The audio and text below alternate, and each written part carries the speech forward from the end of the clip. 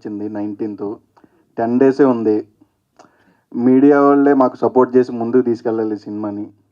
Cinema అయితే మేము అనుకున్న దానికంటే చాలా బాగా వచ్చింది.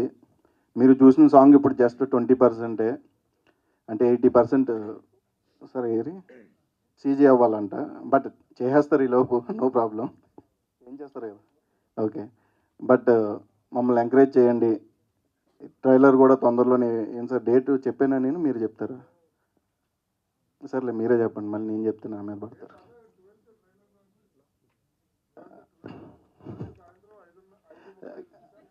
ఆహా. అప్పుడు కూడా అదే చెప్పారన్న. సినిమా ఎప్పుడు రిలీజ్ అన్నారు? మార్చేశారు. మనం ఏం చేస్తాం చెప్పు, అంతే ఇది కూడా.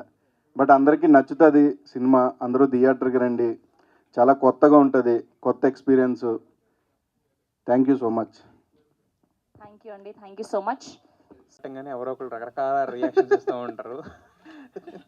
సో అయితే ఈ సినిమాలో ఏంటో అంటే ఇంత యంగ్గా ఉన్నారు మీరు చూడడానికి, అక్కడేమో ముసలాన్ని చేస్తారు ఎందుకలా? అంటే క్యారెక్టర్ ఏజ్ అందులో అంతే డిమాండ్ చేసింది క్యారెక్టర్ డిమాండ్. మరి మీరేం డిమాండ్ చేయలేదా? నేనేం డిమాండ్ చేయడానికి లేదండి. క్యారెక్టర్ డిమాండ్ చేస్తే దానికి తగ్గట్టు మన వెయిట్ ఉంటుంది.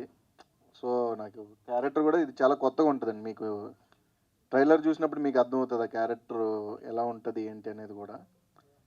ఫస్ట్ టైం నేను కొత్తగా ట్రై చేస్తున్నాను. డైరెక్టర్ గారు చెప్పినప్పుడు కూడా నేను ఫస్ట్ సార్ కొంచెం నాకు డౌట్గానే ఉందండి అంటే, లేదండి నేను ఏ సినిమా చూసి వచ్చి కన్ఫర్మ్ చేసుకున్నారు సార్?